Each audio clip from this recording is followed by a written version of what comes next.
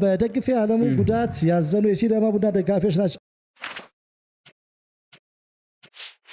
ስታዲየም ያለው የተወሰነ ደጋፊዎች ሮሪትን ይስባል። እግር ኳስ ባለበት፣ ስፖርት ባለበት፣ ማህበራዊ ጉዳዮች ባሉበት ሁልጊዜም ይገኛል። የዚህ ውድድር የስያሜ መብት ባለቤት ነው። ሁለቱ ቡድኖች 32ኛ ግንኙነታቸውን ሊያከናውኑ በሙሉ ትኩረት የሚያደርጉበት የሳምንቱ ትልቁ ጨዋታ ነው።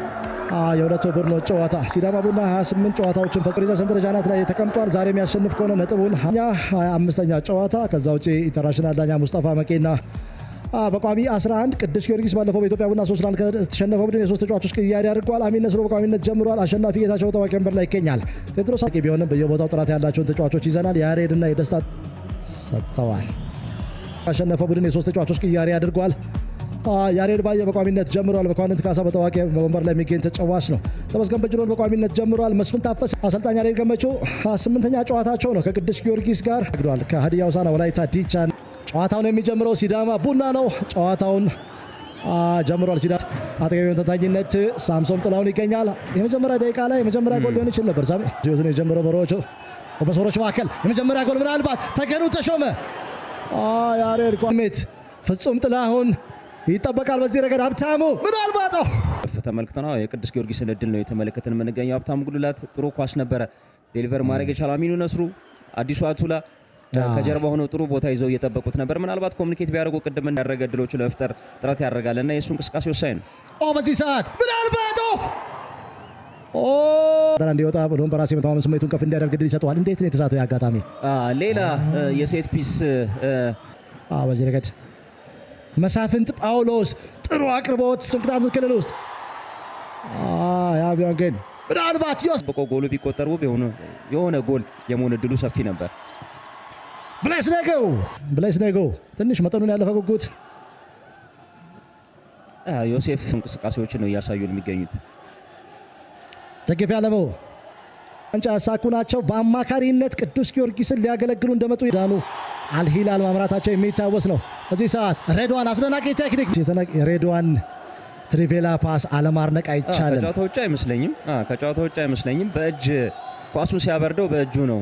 ዮሴፍ ከየትኛውም አቅጣጫ የጎል ማግባት ሙከራ የሚያደርግ ተጫዋች ነው። ፍራኦል መንግስቱ ጥሩ አቅርቦት ለመጀመሪያ ጊዜ ነው እዚህ ሜዳ ክፍል ላይ የተገኘው። ፍራኦል ነበር ይታወቃል። ለሁለተኛ ጊዜ ነው ሲዳማ ቡና ጨዋታ ላይ የሚገኝ። ኳሱን የገለበጡበት መንገድ በጣም አስገራሚ ነው። ግን ቅደም ተከተሉ 2-0 1-0 ማሸነፉ ይታወቃል። ፍራኦል በዚህ ሰዓት ሲዳማ ቡና ደግፌ ሬድዋን ሌላ ጎል ማግባት ቀድሞ ለምገር ሲሚቶ ደደቤት ለወልዋላ ዲግራት ዩኒቨርሲቲ ተጫውቶ አሳልፏል። ሬድዋን ናስር ጥሩ የተንቀሳቀሰ ነው የሚገኘው መሀል ሜዳ ላይ በጭንቅላት ጥሩ ኳስ ነበር የሰጠው። ያው የማል የተጓዘባቸው የእግር ኳስ መንገዶች ናቸው። በሲቢ ኢትዮጵያ ፕሪሚየር ሊግ ጸጋ ኳሱ መሞከር የቻለው ፍጹም ነፃ ሚና ተሰጥቶት ነው። ማርክ ነፃ ሚና ይህ እንቅስቃሴ እንዲረሱ ለማድረግ ከሁለቱ አንዳቸው ግን ማስቆጠር ይኖርባቸዋል። አልባት በዚህ ሰዓት ግን በቀኝ እግሩ የጎል ማግባት ሙከራ ያደረገው የቅዱስ ጊዮርጊስ የግራ ሀፍ ስፔስ ላይ ቡድን ከዚህ ጨዋታ ላይ ነጥባቶ ሊወጣ የሚችልበት እድል ይኖራል። ማርክ ፍጹም ጥላሁን በዚህ ሰዓት ወደ ውስጥ ሰብሮ ለመግባት እየጣረ ነው የሚገኘው። አጠገቡ ደስታ ይገኛል። ፍጹም ደጉ ደበበ ጋር ነበር ከይዛክ ዜንድ ጋር የተወሰኑ ጨዋታዎች 17 ቁጥር ለብሶ ሲጫወት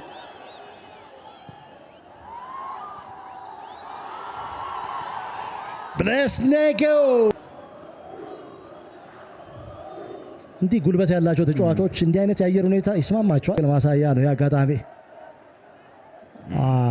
ዣንጥላው ለ3 የሚበቅ ማሸነፍ ችሏል። አንድ ጨዋታ ብቻ ነው በመቻል የተሸነፉትና ምናልባት ይህንን አጋጣሚ የማይጠቀሙ ከሆነ ብርሃኑ በቀለ ብሌስ ኔጎ ፍቅረ ኢየሱስ ብሌስ ኔጎ ደግፌ አለሙ ምናልባት የምትችል እድል አግኝቶ ነበረ ግን የተሻከለው ውሳኔ የአጋማሹ ምርጥ እድል ብለን ልንወስዳት እንችላለን። ደግፌ አለሙ አስደናቂ ኳስ ነው ወደ ሳጥን ዴሊቨር ያደረገው። ብርሃኑ በቀለ ጥሩ ቦታ ላይ መጨረሻ የሊጉን ዋንጫ እንዲያሳካ እድል ሰጥቶታል።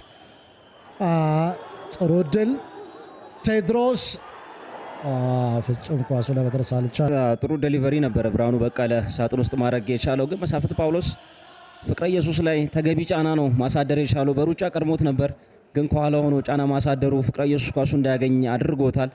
ግን በሲዳማ በኩልና ኳስ ፕሌስኔጎ በመጀመሪያው 45 ደቂቃ በተደጋጋሚ ሲያሸንፍ ተመልክተን አሁንም ያንን ነው እያደረገ የሚገኘው። ቅዱስ ጊዮርጊስ የቆመ ኳስ አይና አጋጣሚ ሊጠቀሙ ይችላሉ ወይ? ሀብታሙ ጉልላት ክላቸው አሁንም ደካማ ሆኖ ነው። ስፔሶችን ይሰጣሉ፣ ኳሱን ክሊር አያደርጉትም። አንድ ቅዱስ ጊዮርጊስ ተጫዋች ኳሱን ቢነካው ምናልባት ለግብ ጠባቂው ፈተና ሊሆን የሚችል ኳስ ነው። ሜዳው ዝናብ ዘንቦበታል። እንደዚህ አይነት የሚነጥሩ ኳሶች ለግብ ጠባቂዎች በጣም አስቸጋሪ ናቸው። ሲዳማ ቡና ተሸንፈው፣ ነገር ግን በአስተዳደር ውሳኔ በዚህ ሰዓት ፍቅረ ኢየሱስ ብርሃን ኳሱ ከብርሃኑ በቀለ እግር ስር ነው የተነሳው። ደካማ ክሊራንስ ነው በብሩክ ታረቀኝ በኩል የተመለከት ነው። ጥሩ ቦታ ላይ ነው 16-50 ተገኑ አዲሱ አቱላ ብርሃኑ በቀለ ፍራውል ፋሩክ ሺካ የሚሆነው ፍራውል ጥሩ አቅርቦት ነበር፣ ግን ጨዋሽ ጉዳት በቅዱስ ጊዮርጊስ በኩል ጊኒያዊ ተጫዋች ነው። ፍራውል መንግስቱ ጥሩ አቅርቦት ነው፣ ተቆጣጥሮ ነበር ግን ጥሩ እድል ነበር ያገኘው ፍራውል መንግስቱ። አስገራሚ ቀይሮት የገባው ፌዴሪኮ ኑሲ አሁን ጥሩ እንቅስቃሴ እያደረገ ይገኛል። ማጥቃቱ ሚዛናዊ አድርጎታል። ብርሃኑ በቀለ አስደናቂ ቴክኒክ። ብርሃኑ በቀለ ጫናቸው እየጨመረ መጥቷል። የሲዳማ ቡና ተጫዋቾች ምን አይነት አስደናቂ የሰውነት እንቅስቃሴ ነው በብርሃኑ በቀለ በኩል የተመለከት ነው። ቴድሮስ አሰፋን ሙሉ ለሙሉ ከጨዋታ ውጭ ያደረገ ፍቅረ ኢየሱስ የመጨረሻዎቹ 20 ደቂቃዎች ቅዱስ ጊዮርጊስ አዳማ ላይ ጎል ያስቆጠረበት ሰዓት ነው። አስደናቂ የሰውነት ጥንካሬ ነው በብሌስኔጎ በኩል የተመለከተው። ፍቅረ ኢየሱስ ነው ወደ ክንፍ ወጥቶ ኳሱን ለብሌስኔጎ የሰጠው። በአስደናቂ የመጀመሪያ ኮንትሮል ነው ኳሱን ለማስቆጠር ጥረት ያደረገው። ኢላማውን አልጠበቀለትም። አሁንም ደካማ አጨራረስ ነው፣ ግን ሻኪሎ ፋርክን መፈተን ጥሩ መዋሃድ ነው። ብርሃኑ በቀለ ፌዴሪኮ ኑሴ ምናልባት በፍጹም ቅጣት ምት ክልል ውስጥ 15 ደቂቃዎች ሬድዋን ብሌስኔጎ የተፎካከረባቸው ጊዜያቶች እንደነበሩ የሚቀርብ ጊዜ ትውስታ ነው። በዚህ ሰዓት ብሩክ ጥሩ አቅርቦት ነው። የብሩክ አለማየሁንም ተጽዕኖ አሁን የተመለከትን የምንገኘው ሙሉ ለሙሉ በሚባል መልኩ የቅዱስ ጊዮርጊስ በቅዱስ ጊዮርጊስ በኩል የተመለከትነው ጥሩ የማጥቃት እንቅስቃሴ ነው። ብሌስኔጎ